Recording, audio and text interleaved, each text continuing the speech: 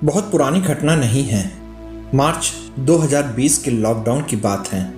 दिल्ली के विवेक विहार में एक छोटा खुशी से भरा परिवार है। इस परिवार के मुखिया हैं पवन कुमार जी। उनके 2 बच्चे, एक बेटा और एक बेटी।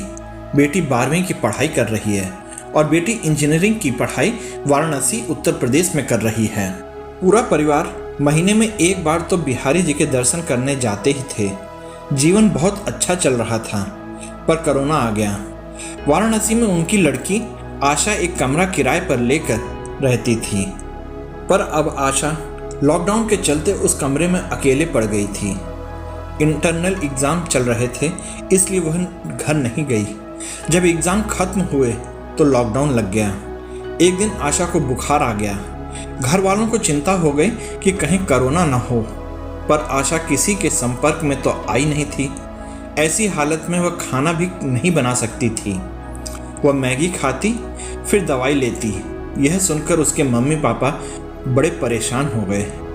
वह बिहारी जी से कहती हैं, देख रहे हो अपनी बेटी की हालत कैसी हो रही है। दूसरे दिन बेटी कमरे में बैठी थी और किसी ने दरवाज़ा खटखटाया। दरवाज़ा खोला तो देखा सूट बूट में एक पुरुष खड़े हैं। उनके साथ एक महिला भी थी। आशा ने उनसे पूछा कि आप कौन हैं, तो उन्होंने कहा हम सोशल वर्कर हैं, लोगों की मदद करते हैं।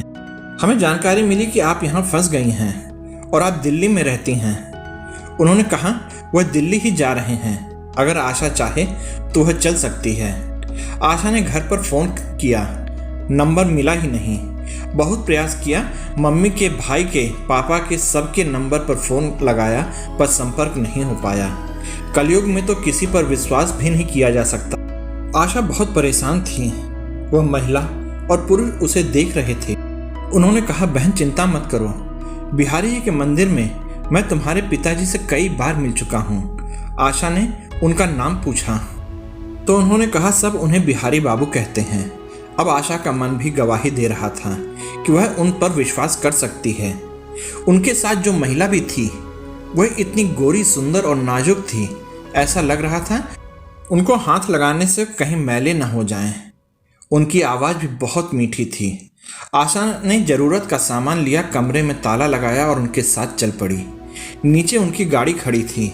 गाड़ी में बैठी आशा और वह सब दिल्ली के लिए निकल पड़े। गाड़ी में उन्होंने राधा नाम का प्यारा भजन लगा रखा था। गाड़ी में उसे कब नींद लग गई पता ही नहीं चला। उसकी नींद खुली तब वह दिल्ली पहुंच भी गए थे। आशा का घर थोड़ा गली में के अंदर था, तो लड़के ने कहा, बहन आप यहीं उतर जाइए। आशा ने उन्हें खूब कहा कि मेरे घर चलिए। उन्होंने कहा फिर कभी आएंगे, अभी थोड़ा जल्दी में हैं, और पिताजी को कहना जल्दी ही मंदिर में मिलेंगे। आशा अपने घर की तरफ चली, तभी उसका फ़ोन बजा। उसकी मम्मी का फ़ोन था। उसने जैसे ही हेलो बोला, उसकी मम्मी बोली, कहाँ थी सुबह से, फ़ोन नहीं उठाया, हम सब परेशान हो गए। तेरे मकान मालिक को फ़ोन करा तो बोले कमरे में तो ताला लगा है। आशा तो मानो अभी भी सदमे में ही है। उसे कुछ समझ नहीं आ रहा था। उसने अपनी माँ से कहा, माँ दरवाज़ा खोलो, मैं बाहर खड़ी हूँ। उसकी माँ भागती हुई आई और दरवाज़ा खोला। सब आशा को सामने खड़े देखकर हैरान हो गए। मन में सवालों की बौछार आई। कैसे आई, किसके साथ आई? लॉकडाउन में तो पुलिस वाले किसी गाड़ी को आने जाने भी नहीं देते। सुबह तो तुझसे फ़ोन पर बात हुई थी और शाम को तू घर पर आ गई। वाराणसी से दिल्ली का रास्ता 13 घंटे का है। इस समय आशा 10:30 बजे घर पर पहुंच गई थी। आशा ने कहा, पिताजी जिनके साथ मैं आई हूँ वह आपसे मंदिर में मिलते ही रहते हैं, और उन्होंने कहा फिर जल्दी मिलेंगे। बस यह सुनकर उनके पिताजी जोर जोर से रोने लगे और समझ गए कि बिहारी जी महाराज खुद आए थे उनकी राधा रानी के साथ। आप खुद ही सोचिए कितने कम समय में आशा को उन्होंने घर पर पहुंचा दिया। उन्हें घर का एड्रेस कैसे पता चला, लॉकडाउन में बॉर्डर कैसे पार कर ली। अगर आप लोगों को ये कहानी पसंद आई तो कृपया लाइक, शेयर और सब्सक्राइब कीजिएगा। साथ ही आप इस कहानी में मेरे साथ बने रहे, इसके लिए आप सबका बहुत बहुत धन्यवाद और जय हिंद दोस्तों।